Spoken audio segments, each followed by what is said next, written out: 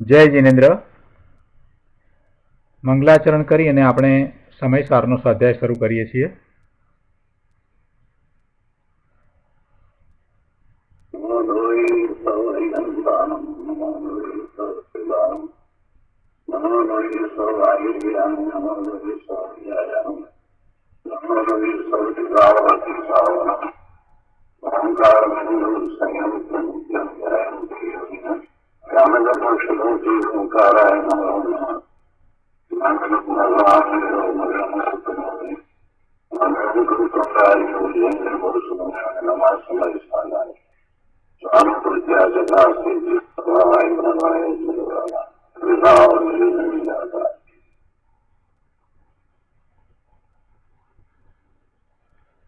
સમયસાર ભગવાન કુંદકુંદાચાર્ય રચિત સમયસાર તથા ભગવાન અમૃતચંદ્રાચાર્ય રચિત આત્મખ્યાતિ ટીકા કળશ સહિત એનો સ્વાધ્યાય ચાલે છે.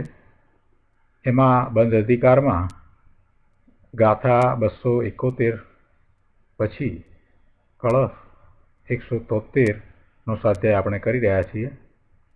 ગાથા 271માં અધ્યવસાન જુદા જુદા શબ્દો દ્વારા જે રીતે પ્રચલિત છે એની વાત કરવામાં આવી કે જેને આપણે અધ્યવસાન કહીએ છીએ એ બુદ્ધિ પણ છે, મતિ પણ છે, વ્યવસાય છે, વિજ્ઞાન છે, ચિત્ત, ભાવ અને પરિણામ એમ 8 જુદા નામથી આપણે એને જાણીએ છીએ. અને એ અધ્યવસાનને તીર્થંકર ભગવાને, કેવળી ભગવાને ત્યાગવા યોગ્ય છે એમ કહ્યું છે. ગાથા 173માં હવે પછી કળશ 173માં હવે પછી આવનાર ગાથામાં જે વાત આવવાની છે એ સમજાવતા અમૃતચંદ્રાચાર્ય ભગવાને એમ કહ્યું કે સર્વ વસ્તુઓમાં જે અધ્યવસાન થાય છે તે બધાએ અધ્યવસાન જીનેશ્વર ભગવાનોએ ત્યાગવા યોગ્ય પહેલાં કહ્યા છે. તેથી અમે એમ માનીએ છીએ કે જેનો આશ્રય પર છે એવો બધો જ વ્યવહાર એ પણ ત્યાગવા યોગ્ય છે. અને જીનેશ્વર ભગવાનના ઉપદેશમાં એમ જ છે, એમણે એ અધ્યવસાનને ત્યાગવા યોગ્ય કહીને એ સઘળો વ્યવહાર છોડાવ્યો છે. અને એમ છે તો પછી આ સત્પુરુષો એક સમ્યક નિશ્ચયને જ અંગીકાર કરીને શુદ્ધ જ્ઞાનઘન સ્વરૂપમાં, નિજ મહિમામાં, પોતાના સ્વરૂપમાં સ્થિરતા કેમ ધરતા નથી એમ એમણે આશ્ચર્ય વ્યક્ત કર્યું છે. વ્યવહાર છોડ્યા પછીથી જે સમ્યક નિશ્ચય, પોતાનું શુદ્ધ સ્વરૂપ, એમાં જ સ્થિરતા કરવાનું રહે, પછી બીજું કાંઈ રહેતું નથી. કેમ કે સઘળો વ્યવહાર પર આશ્રય છે, પરના લક્ષ્ય છે, પર સાથે સંબંધ ધરાવનારો છે. એમાં પર સાથેનું એકત્વ કે પર તરફનું મમત્વ રહેલું છે. એટલે આખો વ્યવહાર શુભ ભાવ છે એ બધાનો પણ જો આપણે વિચાર કરીએ તો એ બધું પરલક્ષ્ય છે. તીર્થંકર ભગવાન પ્રત્યે સમોસરણમાં બેઠા હોઈએ ત્યારે કેવો અહોભાવ આવે, કેવો પૂજ્ય ભાવ આવે, કેવો વિનયનો ભક્તિનો ભાવ આવે. વારંવાર મસ્તક નમી પડે એવો ભાવ ચાલતો હોય, પણ એ ભાવ પર આશ્રય છે. ગુરુદેવ સમજાવતા હોય, ગુરુદેવનું પ્રવચન ચાલતું હોય ને પ્રત્યક્ષ આપણે ગુરુદેવનું પ્રવચન સાંભળી રહ્યા હોય, એ વખતે પણ આપણને ગુરુદેવ પ્રત્યે એવો જ ભાવ આવે કે ગુરુદેવ તમે અમને આ સમજણ આપી છે, અને એમ કરી અને મનોમન નમસ્કાર થઈ જતા હોય. અને કેટલીક વખત તો આમ જ હાથ જોડીને નમસ્કાર થઈ જતા હોય. પણ એ પણ પર લક્ષ્ય થયું, સામે ગુરુદેવ બિરાજે છે તો એમના તરફ થયું. એ રીતે શાસ્ત્રમાંથી કોઈ વાત વાંચીએ છીએ અને આપણને અંદરમાંથી એમ થાય છે કે ઓહો, આવી વાત મેં અત્યાર સુધી જાણી નહીં, હું સમજ્યો નહીં, આવો અર્થ. અને એ લખનાર આચાર્ય પ્રત્યે જે અહોભાવ આવે છે એ પણ પરલક્ષે જ છે. આ વ્રતના ભાવ આવે છે. ઉપવાસ કરીએ, અરે ઉપવાસ કરીને પછી સંવરપૂર્વક બેસીએ એટલે પોષદ કરીએ, પણ એમાં પણ જે બાહ્ય ક્રિયા રહી છે, શરીરના લક્ષે આખી ક્રિયા થાય છે. પોતે જે બાહ્યમાં સંવર કરે છે, અંતરંગ સંવરની વાત નથી, બાહ્યમાં જે બેસે છે, એક જ સ્થાન પર રહે છે અને ઉપવાસ કરીને રહે છે તો પોષદ થાય છે. તો એ પણ બધું પરના સંબંધવાળું છે. એટલે જે ધાર્મિક ક્રિયાઓ આપણે કરીએ છીએ એમાં ક્યાંક ને ક્યાંક કોઈક પ્રકારે પરનો સંબંધ, પરનું લક્ષ તો રહેલું જ છે. જ્યારે અધ્યવસાનની વાત કરવામાં આવે તો અધ્યવસાન બધામાં પણ જે ભાવ છે એ એવો જ છે. કાં તો પરને હું કંઈક સુખી દુઃખી કરું એવો ભાવ છે, કાં તો પરને હું મારું માનું અથવા તો પર રૂપે હું છું, મનુષ્ય હું છું કે દેવ હું છું એવો ભાવ છે, અથવા તો પર દ્રવ્ય છે એને હું હિતકારી માનું અથવા એ પર દ્રવ્ય છે એનું મને જાણપણું છે એવો ભાવ. એ બધા ભાવ એ પરલક્ષે થતા ભાવ છે. એટલે બધા જ અધ્યવસાન, અનેક પ્રકારે અધ્યવસાન હોય. સામે જે જગતના પદાર્થ જણાય છે એ પદાર્થનું લક્ષ્ય કરતાં અનેક પ્રકારે અધ્યવસાન થાય. કોમ્પ્યુટર જોઈને કોમ્પ્યુટર તરફનો ભાવ આવે કે આ કોમ્પ્યુટર સારું છે કે ખરાબ છે, કેવું છે, એમ ભાવ આવે છે. એ બધું અધ્યવસાન છે. આ મકાન જોઈને એના વિશેનો ભાવ આવે કે નાનું છે, મોટું છે, કેવું છે, જૂનું છે, નવું છે. આ બધા જે ભાવ છે એ પણ બધા અધ્યવસાન છે. ઘરના કુટુંબીજનોને આપણે એની સાથે સંપર્કમાં હોઈએ ત્યારે એવા અધ્યવસાન હોય કે મારા સંબંધી છે, એ મારા પુત્ર છે, પુત્રી છે, પતિ છે, પત્ની છે, માતા છે, પિતા છે, કાકા છે. આ બધા જે ભાવ થાય છે એ બધા પણ અધ્યવસાન છે. અરે મંદિરમાં જઈએ છીએ ને સામે પ્રતિમા છે તો પ્રતિમા તરફ આ ભગવાનની પ્રતિમા છે એમ કરીને ભલે નમસ્કાર કરીએ તો પણ એ પણ પરલક્ષે થતો ભાવ છે કે ભગવાન છે, ભગવાન કાંઈ સ્વ તો નથી.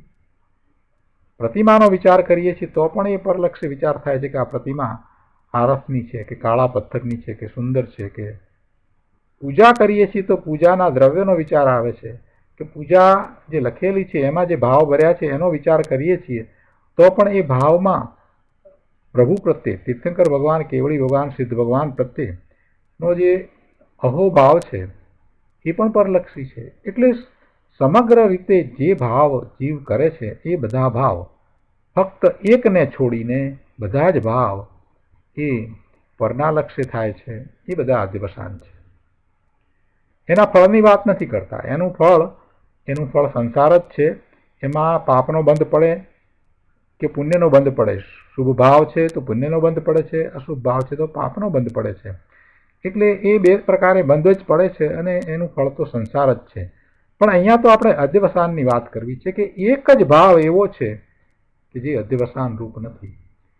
એ કયો ભાવ છે કે જેને સ્વ અને પરનો ભેદ થયો છે એને સ્વનું લક્ષ્ય થાય છે.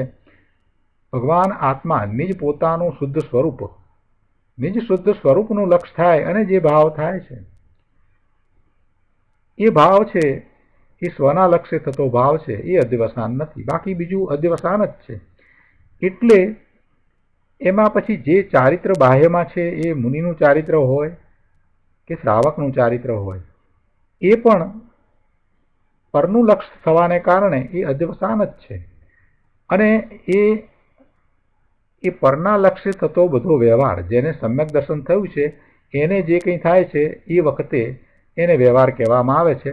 બાકી મિથ્યા દ્રષ્ટિને તો વ્યવહાર પણ કહેવાતો નથી. એટલે જે શુભ ભાવ છે, વ્યવહાર રત્નત્રય છે, એવો વ્યવહાર રત્નત્રય સંકિતીને મુનિ છે કે શ્રાવક છે એને પણ છોડવાનો ઉપદેશ આપવામાં આવ્યો છે કે ભાઈ એને તું છોડ. એનું લક્ષ્ય કરીને ત્યાં જો રોકાઈ રહીશ તો પછી તારો આગળનો પુરુષાર્થ કઈ રીતે થશે? વ્યવહાર છોડવાનું કહ્યું છે. વ્યવહાર તો સાચો વ્યવહાર છે એની અહીંયા તો વાત કરી છે. સઘળોએ વ્યવહાર છોડાવ્યો છે. વ્યવહાર તો કોને છે? નિશ્ચય જેને છે એને વ્યવહાર છે. એટલે એવા સમ્યક દ્રષ્ટિ છે, એ શ્રાવક છે, મુનિ છે, અને એમને જે વ્યવહાર છે તો એમનો વ્યવહાર તો સાચો વ્યવહાર છે, સમ્યક વ્યવહાર છે. છતાં એ વ્યવહારને પણ છોડાવ્યો છે. કેમ છોડાવ્યો છે? તો કે એ અટકવાનું સ્થાન છે. ત્યાં અટકીને રહીશ તો પછી તારો જે પુરુષાર્થ છે એ કઈ રીતે થશે? તારે તો તારા સ્વરૂપમાં લીનતા અને એમાંથી આગળ વધીને સ્થિરતા કરવાની છે. એવો પુરુષાર્થ કરીને પૂર્ણ સ્વરૂપની પ્રાપ્તિ કરવાની છે. તો એવા પૂર્ણ સ્વરૂપની પ્રાપ્તિના લક્ષ્યે આ સઘળો વ્યવહાર સમ્યક વ્યવહાર છે, છતાં પણ એ છોડાવ્યો છે. એ વાત અહીંયા આ કળશમાં આવે છે. એટલે ગુરુદેવે એનો ઘણો વિસ્તાર કર્યો છે કે ભાઈ આ સમ્યક દ્રષ્ટિને પણ જે વ્યવહાર સાચો છે એ પણ છોડવાની વાત કરી છે. તો પછી જેને સમ્યક દર્શન નથી એવા મિથ્યા દ્રષ્ટિના શુભ ભાવ છે એ તો છોડવા લાયક જ છે. એ તો ત્યાં નકામા એને ધર્મ સમજી અને રોકાઈ રહ્યા છે. એ તો ધર્મ પણ નથી, માત્ર બંધનું કારણ છે. એને એમાંથી શુભ ભાવને કારણે પુણ્યનો બંધ પડે, પણ એ પુણ્યના બંધ તો અનાદિથી એને પડતા આવ્યા છે. પુણ્ય પાપના બંધને કારણે તો અનાદિથી એ સંસારમાં ભ્રમણ કરી રહ્યો છે. એટલે એ કાંઈ નવું નથી, એ કાંઈ નવું નથી, એ કાંઈ ધર્મ નથી, એ કાંઈ મુક્તિનો માર્ગ નથી, અને એ દ્વારા કાંઈ સ્વરૂપની પ્રાપ્તિ થતી નથી. આ વાત તો તીર્થંકર ભગવાનના જ્ઞાનમાં આવી, એમની ઓમકાર ધ્વનિમાં આવી અને આપણને આ મહાપુરુષોએ આપી છે. તો આપણે હવે પ્રવચન રત્નાકર ભાગ 8મો એમાંથી આ કળશ ઉપર પૂજ્ય ગુરુદેવે જે પ્રવચન આપ્યું છે એના બાકી રહેલા અંશો લઈએ. ગઈકાલે આપણે પાના નંબર 207 ઉપર એક સમાધાન વાંચ્યું. એ સમાધાન ત્રીજા પેરેગ્રાફમાં જે આપવામાં આવ્યું એના પછીથી ચોથા પેરેગ્રાફમાં હવે આગળ કહે છે કે ભગવાન તું અનંત કાળથી દુઃખના પંથે દોરાઈ ગયો છે. જો ગુરુદેવ કરુણાથી આ બધી વાત આપણને કહે છે. પહેલા સંબોધન ભગવાન તરીકે કરે છે, એટલે એનો અર્થ જ એ છે કે ગુરુદેવને પૂરો વિશ્વાસ છે કે આપણે એવા પોતાના શુદ્ધ સ્વરૂપને પ્રગટ કરી શકીએ એવા સક્ષમ છીએ. એટલે કહે છે કે ભગવાન તું અનંત કાળથી દુઃખના પંથે દોરાઈ ગયો છે. સ્વરૂપ પ્રતિ આંધળો થઈને, એટલે સ્વરૂપ પ્રત્યે એને લક્ષ્ય આપ્યું જ નથી, સ્વરૂપ પ્રત્યે દ્રષ્ટિ કરી જ નથી, એટલે સ્વરૂપ પ્રત્યે આંધળો થયો. સ્વરૂપને જોયું નહીં, જાણ્યું નહીં, એના સંબંધી કાંઈ વિચાર પણ કર્યો નહીં, એવો સ્વરૂપ પ્રત્યે આંધળો થયો. બીજે બધે ક્યાંય આંધળો નથી થયો. બીજે બધે તો એ જાણવાનો પ્રયત્ન કરે જ છે, બીજે બધે એને સમજવું છે, બીજે બધે એને જાણવું છે, પરનું જ્ઞાન કરવું છે, પરને જોવું છે, પરને માણવું છે, આ બધું તો કરવું છે. પણ પોતાના સ્વરૂપની વાત છે ત્યાં એને કાંઈ કરવું નથી, એના તરફ દ્રષ્ટિ પણ કરવી નથી. એ કેવું છે, શું છે એને સમજવું પણ નથી. અહીંયા તો ગુરુદેવે સ્વરૂપ પ્રત્યે આંધળો શબ્દ મૂક્યો છે, પણ ખરેખર તો એ સ્વરૂપ પ્રત્યે આંધળાથી વિશેષ છે. કેમ કે એને એમાં રસ જ નથી પડતો, પોતાની વસ્તુમાં એને રસ નથી પડતો અને અનાદિનો ભ્રમણ કરે છે. એટલે ગુરુદેવ કહે છે કે સ્વરૂપ પ્રત્યે આંધળો થઈને તે દુઃખમાં જ ભૂસકા માર્યા છે, તું દુઃખમાં જ કૂદી પડ્યો છે. તે દુઃખ સિવાય બીજું કાંઈ અનુભવ્યું નથી, જોયું નથી. અહીં તને આચાર્ય ભગવાન સુખનો પંથ બતાવે છે. કહે છે નિર્મળ આનંદનો નાથ, અતિન્દ્રિય આનંદનો સાગર, જેનું ઇન્દ્રિયો વિના સુખ પ્રાપ્ત થાય એવો આ અતિન્દ્રિય આનંદનો સાગર ભગવાન આત્મા અંદરમાં પડ્યો છે ને. ઇન્દ્રિયો વિના જેમાંથી આનંદ પ્રાપ્ત થાય છે એવો આ ભગવાન આત્મા નિર્મળ આનંદનો નાથ,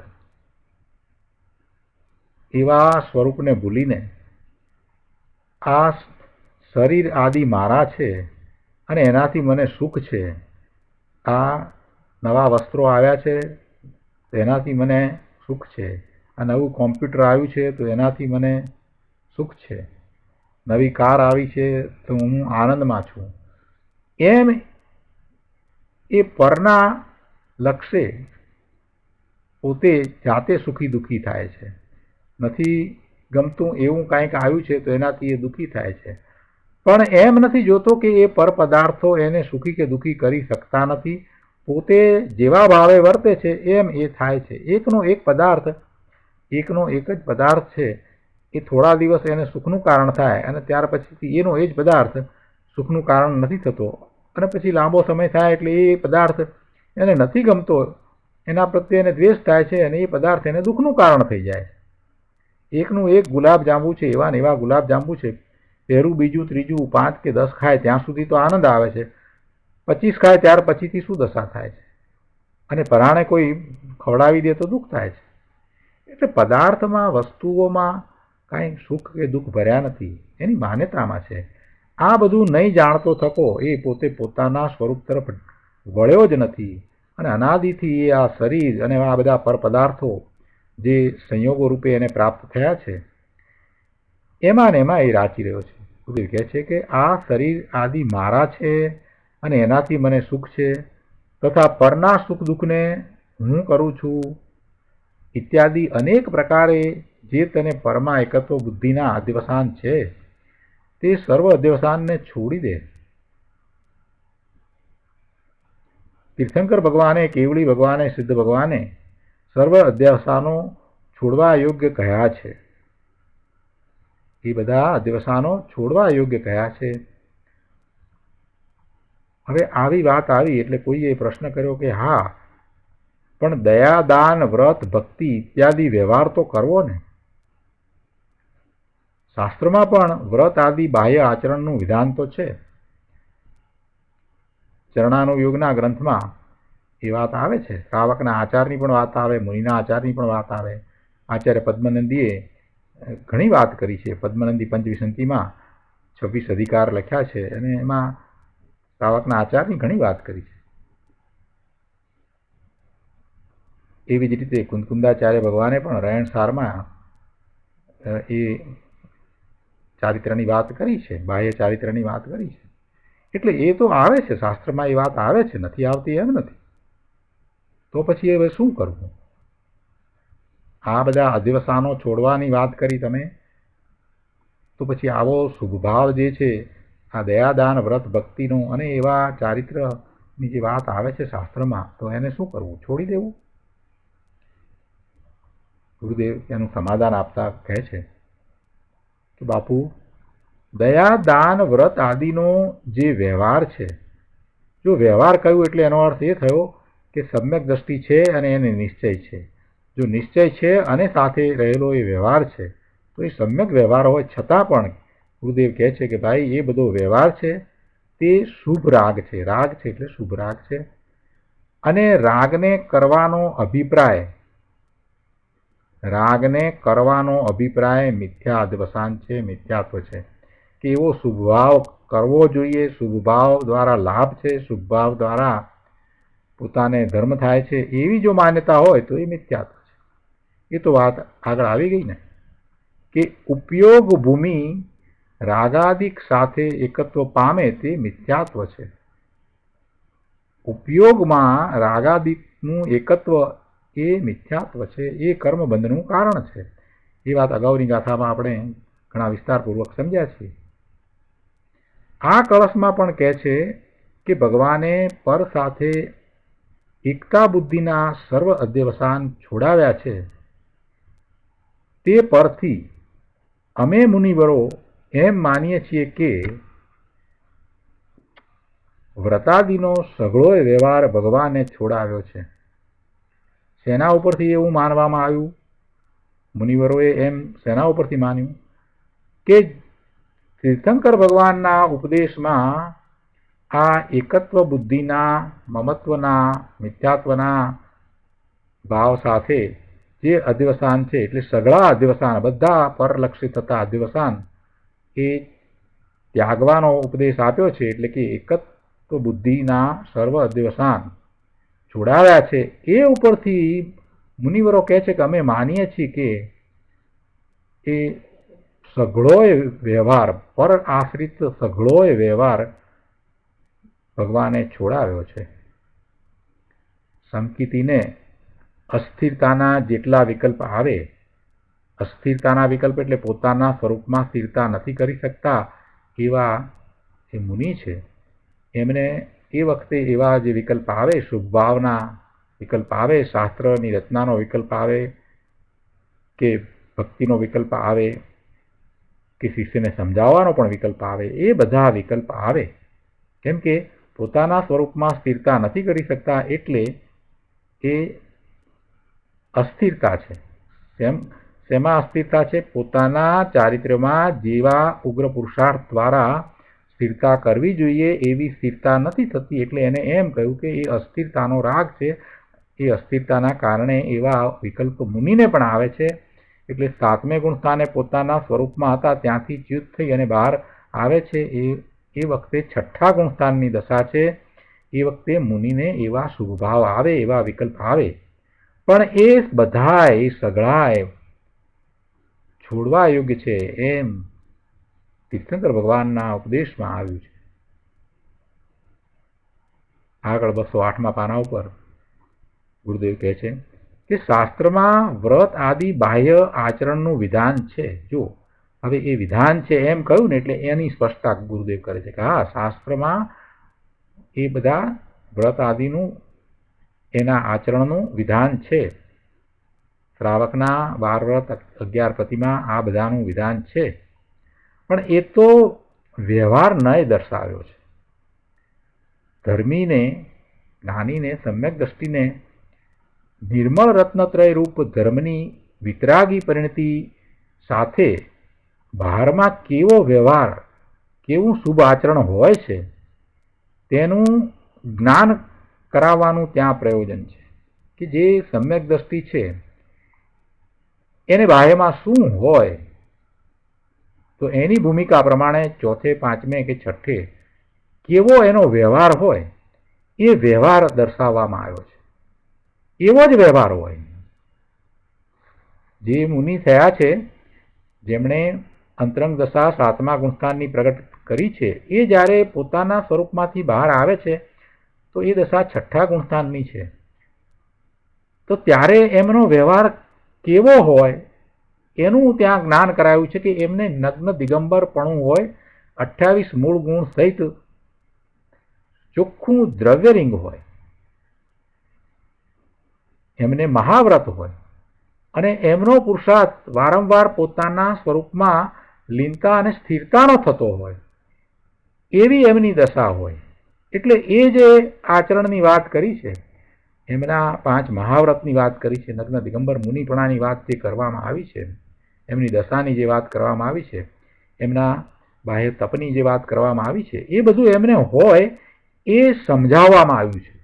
કે જેની દશા આવી હોય એને આ રીતે હોય, 7મેથી 6ઠ્ઠે આવે એની દશા બાહ્યમાં આવી હોય. એ જ પ્રમાણે જેને સમ્યક દર્શન થયું છે અને પછી એને વ્રત અંગીકાર કર્યા છે, 11 પ્રતિમાધારી શ્રાવક થયો છે એમ કહીએ છીએ, તો એની અંતરંગ દશા 5મા ગુણસ્થાન જેવી છે. તો એની 5મા ગુણસ્થાન જેવી દશા છે, એનો 12મા વ્યવહાર કેવો હોય, 12મા એની પરિણતિ કઈ રીતે હોય, એ ત્યાં સમજાવવાનું પ્રયોજન છે. કે એ શ્રાવક છે, એને 12 વ્રત હોય, 11 પ્રતિમા ધારી એ શ્રાવક થયો છે, તો એના આચાર વિચાર આ રીતે હોય, એને આ રીતે વ્રત હોય, આ રીતે એને તપ હોય, આ બધું ત્યાં સમજાવવાનું પ્રયોજન છે. એટલે જે કંઈ કહેવામાં આવ્યું છે એ સાચો સમ્યક વ્યવહાર જેને નિશ્ચય છે, એ સાચો સમ્યક વ્યવહાર ત્યાં નિરૂપણ કરી અને કહેવામાં આવ્યો છે. શાસ્ત્રમાં જે કહ્યું છે તે. પણ એનો અર્થ એમ નથી થતો કે એ વ્યવહારમાં જ એને રોકાઈ રહેવું અને પોતાના નિશ્ચય ધર્મમાં ન જવું, એવો તો અર્થ નથી થયો. એવું તો કંઈ કહ્યું નથી કે એ વ્યવહાર કરે છે માટે એને ધર્મ છે. જો એ વ્યવહાર માત્રથી ધર્મ હોય તો પછી નિશ્ચય રહેશે જ નહીં, અને નિશ્ચય નથી તો એને વ્યવહાર પણ નહીં કહેવાય. એટલે એવી તો વાત છે જ નહીં. નિશ્ચય તો પહેલાં છે જ, અને એ વખતે એને કેવો વ્યવહાર હોય કેવું શુભ આચરણ હોય છે તેનું જ્ઞાન કરાવવાનું ત્યાં પ્રયોજન છે. એ તો 12મી ગાથામાં આવ્યું કે ધર્મીને પર્યાયમાં જે કિંચિત રાગ છે તે કાળે જાણેલો પ્રયોજનવાન છે. એની એ વખતની જે પર્યાય છે, જે દશા છે, એ વખતે એ જાણેલી પ્રયોજનવાન છે. એ આદરવા જ લાયક છે એમ નહીં, એ વ્યવહાર આદરેલો પ્રયોજનવાન છે એમ નથી કહ્યું ત્યાં. અને વ્યવહાર કયો છે એટલે કે એને નિશ્ચય તો છે, નિશ્ચય ધર્મ છે. એવા ધર્મીને પર્યાયમાં જે ક્યારેક કંઈક જે રાગ છે એને એ જાણે છે તો એને ખ્યાલ આવે છે કે એટલો એને રાગ છે. અને માત્ર એને જાણે છે, એ જાણે છે કે આ મારી દશા છે, એ શુભભાવની રાગની દશા છે, એ મને નુકસાન કરતા છે, એ બંધનું કારણ છે. અને એ ભાવ મારો હોઈ શકે નહીં, મારો હોવો જોઈએ નહીં. એવો ભાવ મને હોવો ન જોઈએ. હું તો ભગવાન આત્મા ત્રિકાળ જ્ઞાયક જ્ઞાયક જ્ઞાયક છું. પ્રભુના જ્ઞાનમાં હું એમ જણાયો છું. મારું તો એવું સ્વરૂપ છે, મને એ હોય નહીં. અરે ક્યાંક કોઈક દોષ આવી જાય ને તો પણ એને એમ થાય કે અરે આ દોષ મને હોય નહીં.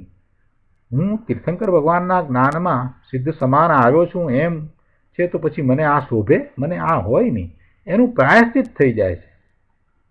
એટલે દોષની તો વાત જ રહેતી નથી. પણ શુભભાવ છે એને પણ માત્ર જાણે છે, એના જ્ઞાતા દ્રષ્ટા થઈને રહે છે. એમ નહીં કે આ શુભભાવ સારો છે ને એ શુભભાવ દ્વારા મને ધર્મ થાય છે, એ શુભભાવ છે, વ્રત કરું છું એટલા માટે થઈ અને મને મુક્તિ પ્રાપ્ત થશે, એવો કાંઈ એમને વિચાર આવતો નથી હોતો. એવી વાત નથી. એ જાણેલો પ્રયોજનવાન છે. એમાં માત્ર એટલું જ છે કે અત્યારે હજી પૂર્ણ દશા નથી પ્રગટ થઈ, બસ એટલું એમનું એમાં જાણપણું છે. એ દ્વારા એ જાણપણું થાય છે. કેમ કે ત્યાં સોનાનું ઉદાહરણ આપ્યું છે ને, સોનું જ્યાં સુધી પૂર્ણ શુદ્ધ ન થાય ત્યાં સુધી એની બધી જ અવસ્થાઓ જાણેલી પ્રયોજનવાન છે. એ એનું ઉદાહરણ છે. એટલે એના ઉપરથી જ્યાં સુધી પૂર્ણ શુદ્ધ દશા પ્રગટ નથી થતી ત્યાં સુધી ધર્મીને એ મોક્ષ માર્ગમાં પુરુષાર્થ કરી રહ્યો છે એને એની દશામાં જે રાગ છે, સૂક્ષ્મ રાગ છે, એ પણ જાણેલો પ્રયોજનવાન છે, આદરેલો નહીં. એ કંઈ શુભ રાગ આવ્યો છે તો એને આદરવા લાયક છે એમ નહીં. એ આદરેલો પ્રયોજનવાન નથી. એ વાત ત્યાં બહુ સ્પષ્ટ કરી છે. ધર્મી પુરુષ સર્વ રાગને રાગ માત્રને શુભ હોય કે અશુભ બધાની વાત છે, એમાં રાગ માત્રને છોડવા લાયક જ માને છે, હે જ માને છે. એ રાગને કરવા યોગ નહીં, કરવા યોગ નથી માનતા. આવી વાત છે, આવો ધર્મ છે. આગળ કહે છે કે જુઓ, સ્વ આશ્રિતો નિશ્ચય, પર આશ્રિતો વ્યવહાર. જેટલો સ્વનો આશ્રય છે તે નિશ્ચય અને જેટલો પરનો આશ્રય છે તે વ્યવહાર. આ દયા પાળવી, વ્રત પાળવા, દાન કરવું, ભક્તિ પૂજા કરવા ઇત્યાદિ સર્વ ભાવમાં પરનો આશ્રય છે, તેથી તે વ્યવહાર છે. આચાર્ય ભગવાન કહે છે, પર જેનો આશ્રય છે એવો વ્યવહાર જ સઘળોએ ભગવાને છોડાવ્યો છે. એટલે કે એક સ્વ આશ્રય જ પ્રશંસા કરવા યોગ્ય છે, પ્રશંસવા યોગ્ય છે. એક સ્વ આશ્રય છે તે જ પ્રશંસવા યોગ્ય છે, સ્વ આશ્રય જ કરવા યોગ્ય છે. ગુરુદેવ કરુણા કરીને કહે છે કે ભાઈ, આ તો જૈન દર્શનની સારભૂત વાત છે. એમાં તો સાર સાર સાર સમાયો છે એવો આ કળશ છે. બહુ સરસ કળશ આવ્યો છે. આમાં નિશ્ચય વ્યવહારના બે ફડચા કરી નાખ્યા. નિશ્ચય અને વ્યવહારને બરાબર સ્પષ્ટ કરી દીધા. એમ કે પર આશ્રિત વ્યવહારને એ જાણી ત્યાંથી ખસી એક સ્વના આશ્રય જ પરિણમન કરવું એ જ યોગ્ય છે, એ જ ઇષ્ટ છે, એ જ ધર્મ છે. આ વાત હોય ત્યારે પણ હજી કોઈક વળી એમ કહે છે કે અહીં પરમા એકત્વ બુદ્ધિના અધ્યવસાનને બંધનું કારણ કયું છે, તેથી કાંઈ દયાના અને વ્રતના પરિણામ બંધનું કારણ નથી, એવું પણ કેટલાક માને છે. એમ કે આ દયા અને વ્રતના જે પરિણામ છે એ બંધનું કારણ નહીં, એમ એવી માન્યતાવાળા પણ છે. પરમાં એકત્વ બુદ્ધિના અધ્યવસાન છે એ બંધનું કારણ બરાબર, પણ આ દયાના ભાવ, રતના ભાવ જે છે, શુભ ભાવ છે, એ એના પરિણામ છે એ કાંઈ બંધનું કારણ નથી. ગુરુદેવ કહે છે કે ભાઈ, એ તો મિથ્યાત્વ સહિતના પરની એકત્વ બુદ્ધિના પરિણામ જે મિથ્યા દ્રષ્ટિને હોય છે તેને મુખ્ય ગણીને તેને બંધનું કારણ કહ્યું છે. જે કહ્યું ને એકત્વ બુદ્ધિના અધ્યવસાયને બંધનું કારણ, એને સમજાવ્યું પહેલા તો કે ભાઈ એ તો મિથ્યાત્વ સહિતના પરની એકત્વ બુદ્ધિના પરિણામ જે મિથ્યા દ્રષ્ટિને હોય છે તેને મુખ્ય ગણીને તેને બંધનું કારણ કહ્યું છે. બાકી દયા, દાન, વ્રત આદિના એકત્વ બુદ્ધિ રહિત જે પરિણામ સમ્યક દ્રષ્ટિને હોય છે, જો એકત્વ રહિત આવા દયા, દાન, વ્રત આદિના પરિણામ હોય, કોને એકત્વ રહિત પરિણામ હોય? સમ્યક દ્રષ્ટિનો હોય. સમ્યક દ્રષ્ટિને આ દયા, દાન, વ્રત આદિ શુભ ભાવ હોય છે, પણ એમાં એને એકત્વ નથી. એને એકત્વ તો સ્વ સાથે છે. એટલે ગુરુદેવ કહે છે કે બાકી દયા, દાન, વ્રત આદિના એકત્વ બુદ્ધિ રહિત જે પરિણામ સમ્યક દ્રષ્ટિને હોય છે તે પણ બંધનું જ કારણ છે. એટલે હવે કેવું છે તમારે કાંઈ? ગુરુદેવ શું કહે છે? એ પણ બંધનું જ કારણ છે. એકત્વ બુદ્ધિ રહિત જે પરિણામ સમ્યક દ્રષ્ટિને જે થાય છે એ પણ બંધનું જ કારણ છે. પ્રભુ, કેટલી સહેલી વાત છે, જરાક વિચાર કરીએ તો સમજાય. આ તીર્થંકર ભગવાન તીર્થંકર નામ ગોત્ર બાંધે છે તો એ એવા પુણ્યના બંધને કારણે બાંધતા હશે કે બીજી રીતે? તો એમને એવો પુણ્યનો બંધ પડતો હશે ને. જ્યારે પોતાના સ્વરૂપની પ્રાપ્તિનો પુરુષાર્થ કરી રહ્યા હોય ત્યારે એમને જે આ દયા, દાન, વ્રતના શુભ ભાવ એવા ઉત્કૃષ્ટ પ્રકારના જે શુભ પરિણામ થતા હોય એને કારણે તો એ ચક્રવર્તી કે તીર્થંકર નામ ગોત્ર બાંધે છે. એ તો સહેલાઈથી સમજાય એવું છે. એટલે એ બધું બંધનું કારણ થયું કે નહીં? આ દયા, દાન, વ્રત આદિ જે છે એ એકત્વ બુદ્ધિ રહિત સમ્યક દ્રષ્ટિને હોય છે તે પણ બંધનું જ કારણ છે. તે અલ્પ બંધનું કારણ હોવાથી એમાં જે બંધ પડે છે તે અલ્પ પડે છે. એ વખતે જે ભૂમિકા છે એ પ્રમાણે એને બંધ પડે છે. એને જેટલા કસાયનો અભાવ થયો છે એ પ્રમાણે એને બંધ પડે છે. જો મુનિ છે અને 3 કસાયની ચોકડી ગઈ છે, 3 કસાયનો અભાવ થયો છે, માત્ર સંજ્વલન કસાય જ બાકી રહ્યો છે, તો એવો અતિ અલ્પ બંધ પડે છે. શ્રાવક છે, 5મા ગુણસ્થાનની દશા છે, તો એને 2 કસાયનો અભાવ થયો છે તો એને ઓછો બંધ પડે છે, થોડો બંધ પડે છે, પણ મુનિ કરતાં થોડો વિશેષ બંધ પડે છે. અને 4થા ગુણસ્થાનની દશા છે, સમ્યક દ્રષ્ટિ થયા છે અને હજી માત્ર 1 જ કસાય ગયો છે, અનંતાનુબંધી ગયો છે, તો એને પેલા 5મા ગુણસ્થાનવાળા શ્રાવક કરતાં થોડો વિશેષ બંધ પડે છે. પણ તોય અનંતાનુબંધી ગયું છે એટલે એને હવે ભવના ભ્રમણ થાય એવો બંધ તો પડતો જ નથી. એટલે ત્યાં દ્રષ્ટિની મુખ્યતાથી વાત લીધી કે એ દીર્ઘ સંસારનું કારણ નથી. એટલે એવા નાના પ્રકારના બંધ પડે છે, અલ્પ બંધ પડે છે, છતાંય એને ગણતરીમાં લીધા નથી, એને ગૌણ કરી અને એ બંધમાં ગણ્યા નથી. એ બીજી વાત છે. પણ એનો અર્થ એમ નથી કે એમને બંધ નથી પડતો, બિલકુલ બંધ નથી પડતો, એમ તો છે નહીં. સમ્યક દ્રષ્ટિને જે દયા, દાન, વ્રત આદિના એકત્વ બુદ્ધિ રહિત, એકત્વ બુદ્ધિ વિનાના જે પરિણામ છે, એટલે એમનો વ્યવહાર એ સમ્યક વ્યવહાર છે, તો એ સમ્યક વ્યવહાર છે એ બંધનું જ કારણ છે. એ પણ બંધનું જ કારણ છે. એ કાંઈ ધર્મનું કારણ નથી, એ મુક્તિનું કારણ નથી. આ વાત અહીંયા ગુરુદેવે સમજાવી છે. અને એમને પણ એમની જે દશા છે, જેવી ભૂમિકા છે, એ ભૂમિકા અનુસાર એમને પણ અલ્પબંધ પડે છે. દીર્ઘ સંસારનું કારણ નથી એટલે એને ગૌણ ગણી અને બંધમાં ગણ્યા નથી, એ બીજી વાત છે, પણ બંધ તો પડે છે. એટલે ગુરુદેવ કહે છે કે પણ તેથી જો તું એમ માનતો હોય કે એકત્વ બુદ્ધિ વગરના રાગના પરિણામ એટલે શુભ ભાવ, એવો એકત્વ બુદ્ધિ વિનાનો શુભ ભાવ એ વ્યવહારના પરિણામ એ કરવા જેવા છે, એમ જો તારી માન્યતા હોય તો એ માન્યતા ખોટી છે. કેમ કે એ બંધનું કારણ છે. જો તું એમ માનતો હોય કે બંધનું કારણ નથી, અને એ એકત્વ બુદ્ધિ વિનાના શુભભાવના રાગના વ્યવહારના પરિણામ કરવા જેવા છે. એ બંધનું કારણ નથી પણ મોક્ષનું કારણ છે. એવી જો તારી માન્યતા હોય તો એ મિથ્યા માન્યતા છે, ખોટી માન્યતા છે.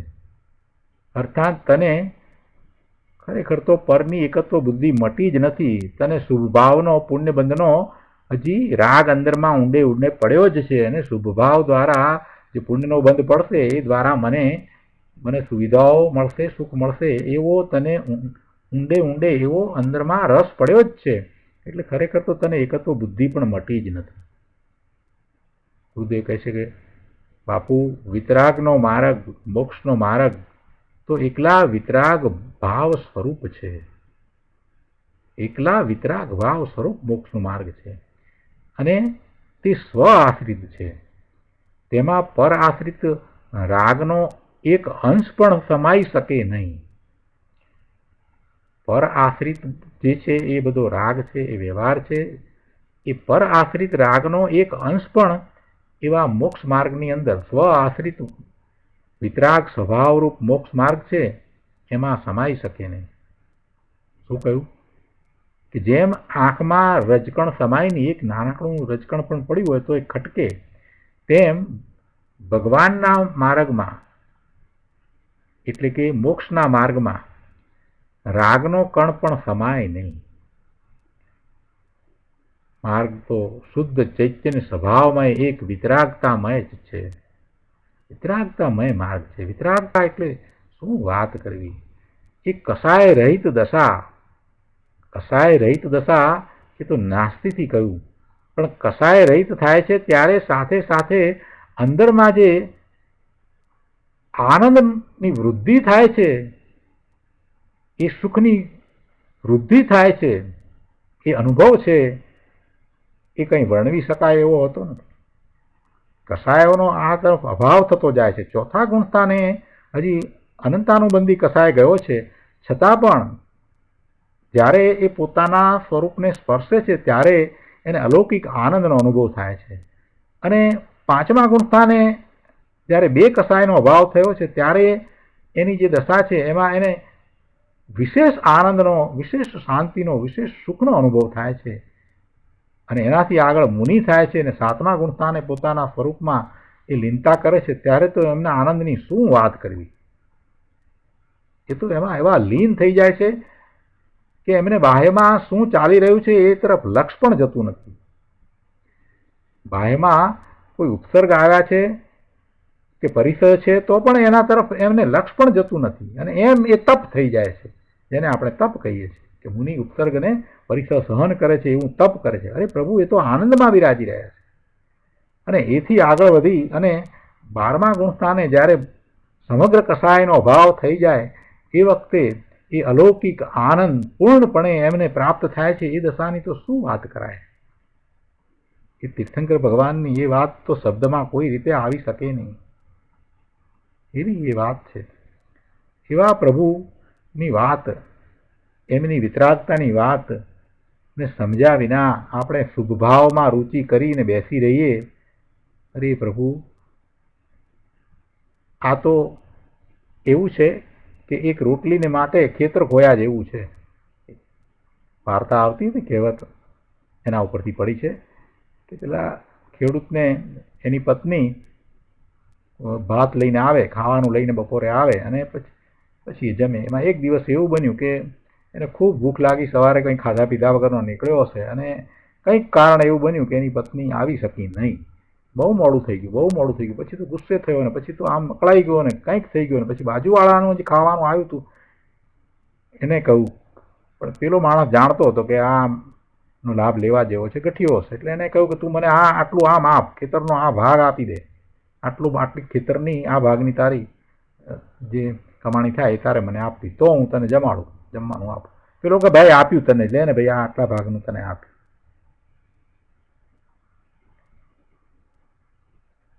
એવું એ રોટલીને માટે ખેતર ખોવા જેવી આ વાત છે. આ શુભભાવની રુચિ અને પુણ્યનો બંધ થાય એને લીધે થઈ અને એને એવી ઘેલછા લાગી છે ને, એ ઘેલછાને કારણે થઈ અને પોતાનો આખો ભાવ બગાડી નાખે છે. આ મળે તો સારું, આ મકાન આવું મળી જાય તો સારું, અથવા તો આવી કાર ને આવું રાચરચીલું ને આ બધા ફર્નિચર ને આવું બધું થઈ જાય તો બહુ સારું. બસ એની પાછળ ને પાછળ જીવન પૂરું કરી નાખે છે. એ એમાં ને એમાં પોતાનું જીવન પૂરું કરી નાખે છે. અથવા તો શેર સ્ટોકમાં એ લાગી ગયો છે, એમાંથી એ આમ ભાવ વધે ને આમ હું વેચી નાખું ને આમ કરી નાખું ને એમાં એવું લાગી જાય કે જીવનના 70-75 વર્ષ પૂરા થઈ ગયા હોય એને ખ્યાલ પણ ન રહે કરે રે મેં કાંઈ કર્યું નથી. એવું પછી જ્યારે અંતિમ સમય આવે ત્યારે પશ્ચાતાપ થાય. ત્યાં સુધી એને ખ્યાલ ના આવે કે આ બધું મેં ગુમાવી દીધું. એટલે આવી વાત છે પ્રભુ. આ મહાપુરુષો કરુણા કરીને જે વાત કહેતા હોય ને એને બરાબર સમજવી જોઈએ. અહીંયા તો ગુરુદેવ વિતરાગતાની વાત કરે છે, જેના વિશે આપણને તો કોઈ અનુભવ નથી. એમને એ વિતરાગતાનો અનુભવ છે માટે એ વાત કરે છે. વિતરાગતાનો અંશ પ્રગટ થયો છે માટે એ વાત કરી રહ્યા છે. આ મહાપુરુષોએ કાંઈ અમસ્તી વાત નથી કરી. શું કહ્યું કે માર્ગ તો શુદ્ધ ચૈતન્ય સ્વભાવમય એક વિતરાગતામય જ છે. જેમ ભગવાન આત્મા એક ચૈતન્ય સ્વભાવનો વિતરાગ સ્વભાવનો અતિન્દ્રિય આનંદ અને શાંતિનો પિંડ છે, તેમ એવા ભગવાન આત્માના આશ્રય પ્રગટેલો માર્ગ પણ તેવો અતિન્દ્રિય આનંદમય અને વિતરાગી શાંતિમય છે. આ સરાગતા એ કાંઈ વિતરાગનો માર્ગ નથી. રાગ સહિતની કોઈ પણ વાત હોય એ કાંઈ વિતરાગ પરમેશ્વરનો માર્ગ નથી. આગળ 209 પાના ઉપર કહે છે કે લ્યો આવી વાત છે. ચાલતા પ્રવાહથી જુદી છે ને. લોકો અત્યારે વર્તમાનમાં જેને ધર્મ સમજી રહ્યા છે એના કરતાં જુદી છે ને, એટલે લોકોને બહુ આકરી લાગે છે, અઘરી લાગે છે, રૂચે નહીં. એને એમ લાગે છે કે વ્યવહારથી વિમુખ થશે તો ભ્રષ્ટ થઈ જશે. કેટલાકને એમ લાગે છે કે આ બધું આ છોડી દઈશું તો અમે તો પછી પાપમાં પડી જઈશું. ગુરુદેવ કહે છે કે અરે ભાઈ, એમાં શું ભડકે છે તું? એમ ભડકવા જેવું કાંઈ નથી. વ્યવહારથી વિમુખ થશે તો ભ્રષ્ટ થઈ જશે એવી એને શંકા થાય છે ને, એટલે એને વ્યવહાર છોડવો ગમતો નથી. કેટલાક લોકોનું, એટલે ઘણા ખરા લોકોનું એવું માનવું છે કે આ બધું છોડી દઈશું તો શું એમ. પણ છોડવાની ક્યાં વાત જ છે, દ્રષ્ટિને બદલવાની વાત છે અહીંયા તો. એટલે ગુરુદેવ સમજાવે છે કે અરે ભાઈ, એમ ભડકે છે શું? જરા ધીરો થઈને સાંભળ. ધીરો થઈને સાંભળ. શું અમે કહીએ છીએ તું સમજ. અંદર પ્રભુ તું આત્મા છો કે નહીં? તું આત્મા છો કે નહીં? અનંત અનંત સ્વભાવોથી ભરેલો જ્ઞાન આનંદનો દરિયો પ્રભુ તું આત્મા છો. અનંત ગુણનો પિંડ ભગવાન આત્મા છે એમ કહીએ છીએ, પણ એ બીજા માટે નથી કહેતા, એ પ્રભુ પોતાને માટે કહેવામાં આવ્યું છે. હું આત્મા છું, હું અનંત ગુણનો પિંડ ભગવાન આત્મા છું. અને અનંત ગુણ છે તો અનંત ગુણનું પરિણમન છે, અને એ પરિણમન આનંદ સુખ શાંતિ આપનાર પરિણમન છે. એટલે એવો અનંત સ્વભાવોથી ભરેલો જ્ઞાન આનંદનો દરિયો પ્રભુ હું આત્મા છું એમ નિર્ણય કરવાનો છે. અને એવો નિર્ણય ગુરુદેવ આપણને અત્યારે કરાવે છે કે પ્રભુ તું એવો આત્મા છો કે નહીં. એની સન્મુખ જવું એનું જ નામ વ્યવહારથી વિમુક્તા છે. વ્યવહારથી વિમુક્ત થવું એનો અર્થ શું? કે એવા ભગવાન આત્માની સન્મુખ જવું એનું નામ વ્યવહારથી વિમુક્તા છે. વ્યવહાર છોડવાની જે વાત કરી છે એ આ રીતે વાત કરી છે કે પ્રભુ તું એને છોડીને, એટલે પરમા સ્વભાવમાં તું અટક્યો છો, ત્યાંથી તું ખસી અને સ્વનું લક્ષ કર, અને તું ભગવાન આત્મા જેવો છે એવા તારા ધ્રુવ તરફ દ્રષ્ટિ કરીને એની સન્મુખતા કર. એટલે નિર્મળ જ્ઞાન આનંદની પર્યાય પ્રગટ થશે. એનું નામ વ્યવહારથી વિમુક્તા છે અને સ્વરૂપથી સન્મુક્તા છે. સ્વરૂપની સન્મુક્તામાં એ વ્યવહારથી વિમુક્તા આવી જાય.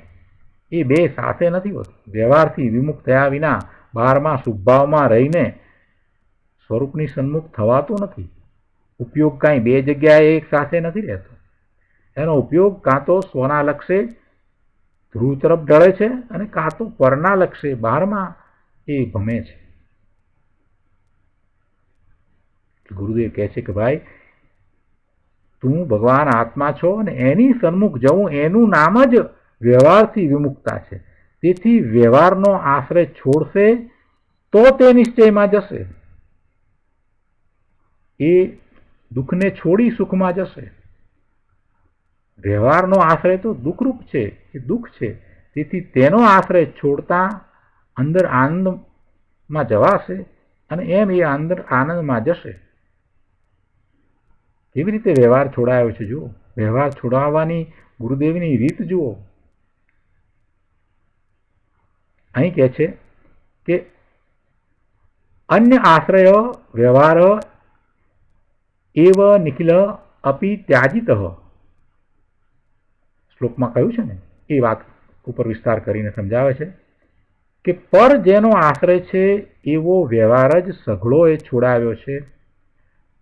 ચાહે દેવ ગુરુ શાસ્ત્ર હો, જીન મંદિર હો, જીન પ્રતિમા હો, સમેત શિખર હો, શત્રુંજય કે ગિરનાર હો, ભાઈ એ બધું પર છે. અરે આ આગમ મંદિર આવડું મોટું છે ને, ત્યાં સોનગઢમાં આગમ મંદિર બન્યું ને એ વખતની વાત હતી કે આ આવડું મોટું આગમ મંદિર છે ને તે પણ પર છે. અરે ભગવાન ઋષભદેવનાથના વખતમાં કૈલાસ પર્વત પર ભરત ચક્રવર્તીએ, ભરત મહારાજા ઋષભદેવ ભગવાનના પુત્ર, એમણે ઋષભદેવ ભગવાનના વખતમાં કૈલાસ પર્વત પર 3 કાળની એટલે કે ભૂતકાળની, વર્તમાનકાળની અને ભવિષ્યકાળની 24ના સોનાના મંદિરો બનાવ્યા હતા. સોનાના મંદિરો. ગુરુદેવ કહે છે કે હા સોનાના મંદિરો, પણ એમાં શું છે? એ બધું પર છે અને એના આશ્રય થયેલો ભાવ, એ ભાવ પર આશ્રિત શુભ ભાવ છે, એ ધર્મ નથી. જ્યાં સુધી પૂર્ણ વિતરાગ દશા ન થાય, જ્યાં સુધી પોતે પૂર્ણ વિતરાગ દશા નથી પ્રગટ કરી શકતા, ત્યાં સુધી ધર્મી પુરુષને ક્યારેક એવા પર આશ્રયના ભક્તિના શુભભાવ આદિ હોય છે. કે જ્યાં સુધી પૂર્ણ વિતરાગ ન થાય ત્યાં સુધી ધર્મી પુરુષ સ્વ આશ્રયના આનંદમાં પણ હોય અને ક્યારેક કિંચિત પર આશ્રયના આવા ભક્તિ આદિના શુભરાગમાં પણ હોય. પણ ધર્મીને એ શુભરાગ એ આદરણીય નથી, એ હે બુદ્ધિ હોય છે, એ છોડવા લાયક છે એમ એમને સ્પષ્ટ છે.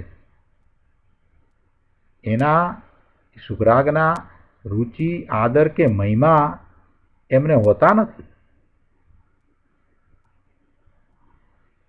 એવા મુનિ હોય અને માસક્ષમણની તપસ્યા થઈ જાય તો એ એમ નથી માનતા કે આ માસક્ષમણની તપસ્યા મેં કરી એટલે હવે હું મોક્ષ માર્ગમાં ખૂબ આગળ વધી ગયો છે, એમ નથી માનતા. એમની માન્યતા કેવી હોય કે હવે એ શરીરમાં આહાર નહોતો આવવાનો તો નથી આવ્યો, આ શરીર છે એનાથી જુદો હું ભગવાન આત્મા છું, ત્યારે પછી શરીરની એ ક્રિયા થઈ એથી મને શું લાભ? મને કાંઈ લાભ નથી. એ થવાનું હતું માટે જ થયું છે. એ શરીરમાં આહાર ન આવવાનો એવો કાળ હતો માટે નથી આવ્યો. તેથી શું છે? અમે તો ભગવાન આત્મા, અમે તો અમારા અંતરમાં રહીએ છીએ. અમને શું છે? શરીરનું જે થવાનું છે તે થાય છે. આવી એમની દશા હોય છે. એને કાંઈ એમ નથી માનતા કે આ માસક્ષમણ થયું એટલે સારું થયું ને હવે એનાથી ધર્મ થયો અને મને મારી ઊંચી દશા થઈને, એવું માનતા નથી. અમે તો ભગવાન આત્મા અમારા સ્વરૂપમાં રહેવાવાળા છીએ. એ તો થવાનું હતું તો થયું છે તો થાય છે. શરીરમાં જે થાય એને અમારે શું છે? શરીરની જે પર્યાય થવી હોય તે થાય, એથી અમને શું છે? સુગાણીજીના પત્ર વાંચો તે એમાં આવી વાત આવે कि हमको क्या है, जो पर्याय को होना है वो हो, हमें क्या है? अरे शुद्ध निर्मल पर्याय को भी होना है वो हो, हमें क्या है? एम पण नहीं कि अमे मोक्ष मार्ग में मोक्षनी पर्याय ने प्राप्त करिए, एम पण नहीं. આવી દશા હોય છે સમ્યક દ્રષ્ટિની. બસ પોતાના સ્વરૂપમાં લીનતા અને સ્થિરતા સિવાય બીજું કાંઈ કરવું ગમતું નથી. પોતાના સ્વરૂપને વિશે જ રહેવું છે. દ્રષ્ટિ એ તરફ જ રહે છે. એ થઈ નથી શકતું. સાધક દશામાં એ હજી થઈ નથી શકતું, અને નથી થઈ શકતું એટલે એનો ખેદ હોય છે. બહારમાં ગમે તે શુભ ભાવ હોય છતાં અંતરમાં એનો ખેદ હોય છે કે મારા સ્વરૂપથી હું ચલિત થઈને આ બહારમાં રખડી રહ્યો છું. આવી વાત હોય છે. ત્યાં પછી એવા શુભભાવ પ્રત્યે રુચિને આદરને એનો મહિમા ક્યાંથી હોય? આ મહાપુરુષો આ જે વાત કરે છે એ કાંઈ આમ લખીને ગણતરીપૂર્વક કરે છે એમ નથી. એ તો પોતાના ભાવ આપણી સમક્ષ પ્રકટ કરે છે. ગુરુદેવને આવો ભાવ કેમ આવ્યો? કેમ કે એવા ભાવમાં જ રહેતા હતા. પોતાના સ્વરૂપને વિશે જે રહેતા હોય એને પછી આ શુભરાગ આવે. એમને પણ એ ઉપવાસ આદિ થતા હતા, પણ એને કાંઈ એ સમજતા ન હતા કે આ મેં ઉપવાસ કર્યો, એવું કાંઈ નહીં. એટલે એમની જે દશા હતી એ આમાંથી પ્રતિબિંબિત થાય છે. આગળ કહે છે અહીંયા કે અંદરમાં પોતાનું પરમ ચૈતન્ય નિધાન પડ્યું છે, જેમાં જીવત્વ, ચિત્તિ, દશી, જ્ઞાન, સુખ, વીર્ય, પ્રભુત્વ, વિભુત્વ, સ્વચ્છતા, પ્રકાશ ઇત્યાદિ અનંત અનંત શક્તિઓ પ્રત્યેક પરમ પારિણામિક ભાવે સ્થિત છે. એવા પરમ પદાર્થ પ્રભુ આત્મા છે. 47 શક્તિનું વર્ણન તો પછી આવશે, પણ અનંત શક્તિ છે. બધી શક્તિના કંઈ નામ ન હોય, પણ શક્તિ તો છે. અનંત ગુણ છે, કહો કે અનંત શક્તિ છે. તો એ છે, પડ્યું છે, અને એ પરમ પારિણામિક ભાવે સ્થિત છે. એવા પરમ પદાર્થ આ ભગવાન આત્મા છે. પોતાના નિજ સ્વરૂપની વાત કરી છે. પરમ પારિણામિક ભાવે એટલે શું?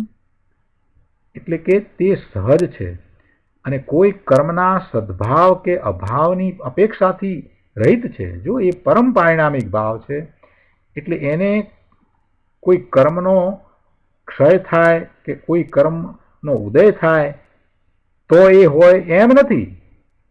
એ સહજ ભાવ છે. કોઈ કર્મના સદભાવ કે કોઈ કર્મના અભાવની એને અપેક્ષા નથી, કે વસ્તુની શક્તિઓ એ જે છે એને કોઈની અપેક્ષા નથી. જો પર્યાયમાં વિકાર થાય તો કર્મના ઉદયનું નિમિત્ત છે. કર્મનો ઉદય હોય, એવા સંયોગો હોય, એવું ફળ આવ્યું હોય અને એ નિમિત્ત હોય, અને એનું લક્ષ થતાં એને વિભાવ ભાવ થાય, વિકાર થાય, એટલે પર્યાયમાં વિકાર થયો. ગુરુદેવ કહે છે કે પર્યાયમાં વિકાર થાય તો કર્મના ઉદયનું નિમિત્ત છે, અને નિર્વિકાર થાય તો કર્મના અભાવનું નિમિત્ત છે. કર્મનો અભાવ એ નિમિત્ત છે. નિર્વિકાર થાય તો કર્મના અભાવનું નિમિત્ત છે. પણ આ તો વસ્તુની વાત છે. વસ્તુ આત્મા અને એની શક્તિઓ, એના ગુણો, એને કોઈની અપેક્ષા નથી. એને કોઈની અપેક્ષા નથી. એ અપેક્ષાથી રહિત પરમ પારિણામિક ભાવે સ્થિર છે. શક્તિઓ એ પરમ પારિણામિક ભાવે સ્થિર છે, એટલે તો એને ચૈતન્ય નિધાન કહ્યું છે. એવી સુંદર વાત કરી છે. ગુરુદેવ કહે છે કે આવી મહાન વસ્તુ પોતે છે, પણ એની ખબર વિના બિચારો ક્રિયાકાંડ કરીને મરી ગયો છે. એને કહે છે, ભાઈ, વ્યવહારની રુચિ છોડીને હવે તારા ચૈતન્ય નિધાનનો, પરમ સ્વભાવ ભાવનો, નિશ્ચયનો આશ્રય કર. તારા સુખ માટે આ જ કર્તવ્ય છે. તો આજનો સ્વાધ્યાય આપણે અહીંયા સુધી રાખીએ છીએ.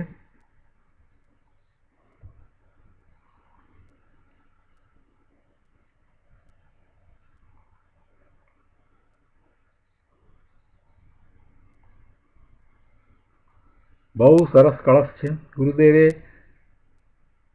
એવું જ પાછું સમજાવ્યું છે. બહુ સરસ વાત કરી છે. પ્રભુ આપના પ્રતિભાવ અથવા પ્રશ્નો હોય તો આપણે વિચાર કરીએ.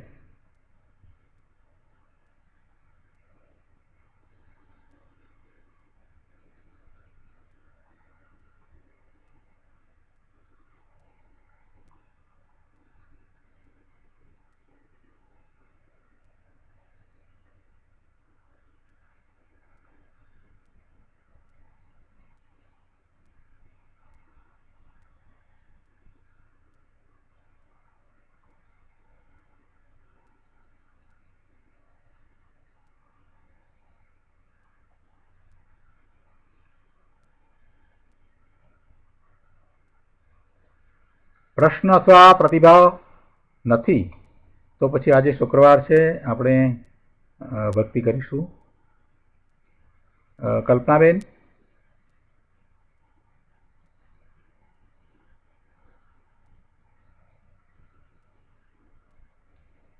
કલ્પનાબેન આવ્યા છો કે?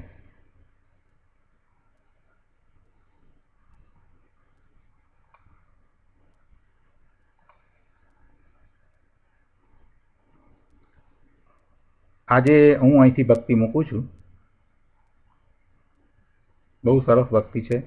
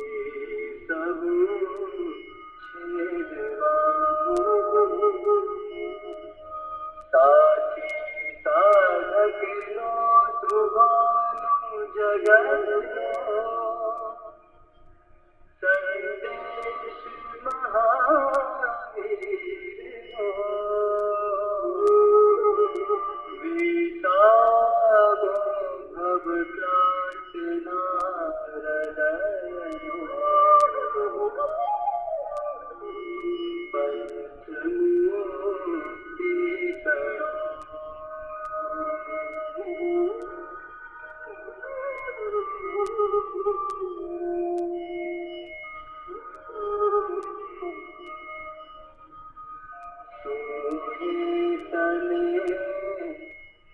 रसनी बंदिशी चेल थाया जानी तने हृदय ज्ञानी तड़ा चढ़ाया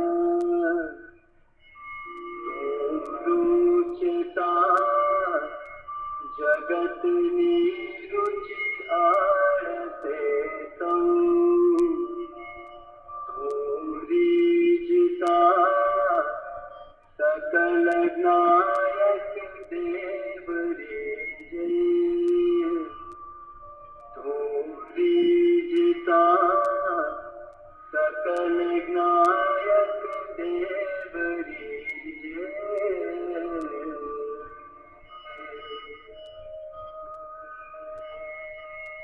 बना पत्र कुंदना रत्नोना अक्षरो लसी तथापि सूत्रोना अंकाए मुझना कदी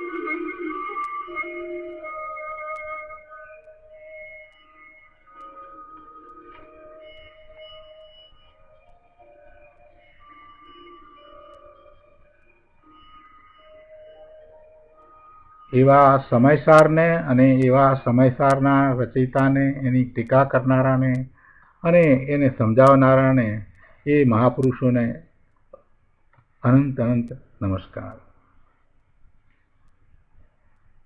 જય જિનેન્દ્ર.